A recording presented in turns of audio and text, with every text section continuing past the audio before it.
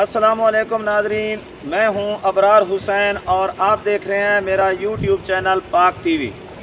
आज मैं आपकी मुलाकात एक ऐसे आदमी से करवा रहा हूं जिसने अपने ज़राअत के लिए इंतज़ाम किया है सोलर सिस्टम का।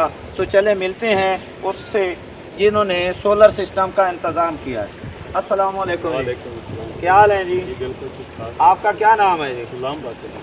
गुलाम बाकिर। गुलाम बाकिर साहब, ये मैं दसो कि कितने अरसे तो तुसा ये काम कर रहे हो? तकरीबन 1 साल हो गया जी काम करे लगे। अच्छा जी अच्छा, ये मैं दसो एक बोर जी तुसा लाई है कितने इंच दी है? बोर साड़ी जी पहले जी आई वो 8 इंच की बोर है जी। अच्छा। हूँ इस पे डिलीवरी जी चला रहे हैं मोटर। अच्छा, वो तकरीबन जो पानी डिलीवरी दे रहा है वो 6 इंच है जी। सही है। ये मोटर कितने हार्स पावर दी? 10 हार्स पावर 10 हार्स पावर दी। ते डिलीवरी पैप तुसा कितने दा लाए हो? 6 इंच। 6 दा लाए हो। अच्छा, ते कितने वाट दी है मोटर? मोटर जी ये 7.5 वाट की मोटर है। अच्छा। 7 किलो वाट की। अच्छा, 10 हार्स पावर है जी। सही है। ये बताएं कि कितने प्लेट जो है वो वाट रखती है एक प्लेट? एक प्लेट जी तकरीबन 300 वाट की होती है। अच्छा। ये तकरीबन मिल जाती आम जी। इस अलावा और भी होनी है। अच्छा। ये पोली दे है जी। अच्छा, एक होती है मोनो जी। सही है। वो होती है ज़्यादा गर यानी कि साढ़े इलाके वास्ते जो साढ़ा इलाका है इसमें पोली यानी कि अच्छी रिजल्ट देंगे 300 वाट। कितनी प्लेटें चाहिए मतलब एक आम सोलर वास्ते? तो सर हूँ मोटर से करेंदा डिपेंड पे कि मोटर 7.5 किलो वाट की है या 10 किलो वाट की है। अगर 7.5 किलो वाट की मोटर है जी। अच्छा। ये असल बेसिक जी ये प्लेटा जी वो चाहिए फ्री। अच्छा। फिर ये वास्ते ज़बरदस्त पानी करती है। लेकिन मैं नाम तकरीबन 18 प्लेटों में चला रहा हूँ। अच्छा, 18 प्लेट। तो वैसे कितनी प्लेटा आम रूटीन है जी 7.5 की मोटर होंगी वो वास्ते कितनी प्लेटा चाहिए? 7.5 किलो वाट की जी मोटर है जी बिल्कुल जी खुराक ज़बरदस्त खुराक है जी जिससे ज़बरदस्त चलती है वो है जी 3 प्लेट। अच्छा, ये तुसा 18 ला के किवें काम? बस अपना निज़ाम चला रहे हैं। अच्छा, ये मतलब है तुहाडे कोल कोई तकनीक है जिहदे जी नाल तुसा ये बिल्कुल काम बिल्कुल चला रहे हो? बिल्कुल सही है। जी हाँ। अच्छा, ये मैं दसो ये वास्ते जी तार इस्तेमाल करते हो वो किस क्वालिटी की होंगी है? सर ये अच्छी तार का इस्तेमाल होता है क्योंकि सारा निज़ाम तार तो होता है जी। अच्छा। ये जी मैं लाई हुई है जी 10 mm की तार। दा है ते एक तार तकरीबन यानी एक सोलर वास्ते कितने खर्चे दी बन जाती ये है? तो सर वो फासले पे करें डिपेंड पे फासला कितना है जी होता मोटर तो यानी कि साढ़ा पैनल तक ही। अच्छा। अगर नज़दीक है तो तकरीबन 100 अगर 10 हज़ार लगी तो ज़बरदस्त अगर जाती है। ये तुसा कितने पैनल लाए हो इस वास्ते?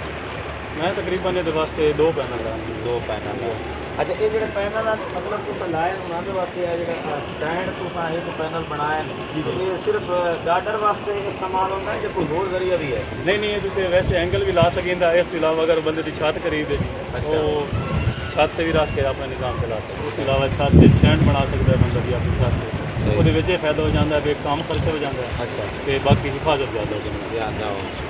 अच्छा, तो इसका मजबूती किस दे मजबूती ज़्यादा सारे तकरीबन पैनल भी ठीक रह जाते हैं और छत भी ठीक रहे। अच्छा, ठीक है। ज़रा चल के ना मैंने तुसा अपना वो दिखावना है कि उसका पानी का सिस्टम कितना है और कितना पानी कर रही है? हाँ जी बिल्कुल। हाँ जी, कितने मतलब वोल्ट इस वक्त चल रहे हैं?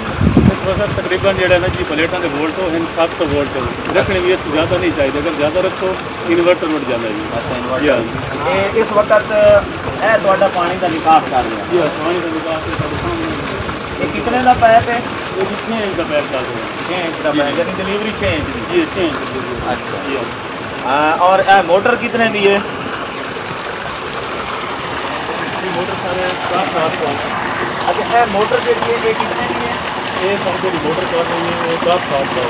अच्छा, सामने वाला वो सामने इन्वर्टर है जी वो 7.5 किलो वाट है। Inverter 7.5 kilowatt. 7.5 kilowatt ये भी कोई फंक्शन होता है खास तौर पर? जी है होंगे फंक्शन। अगर मोटर साड़ी होगी 10 उसका 10 मतलब 15 का और भी ले लेंगे तो वास्ते इन्वर्टर होगा। अच्छा, इसके अलावा मतलब छोटी मोटर कितने की? तो छोटी मोटर सारे 5। अच्छा, एक बिंदु तो पानी की मोटर का कितना मतलब फीचर होता है? इस मोटर का कितना? वो तकरीबन 1 एकड़ 1.5 एकड़ कर जाती है।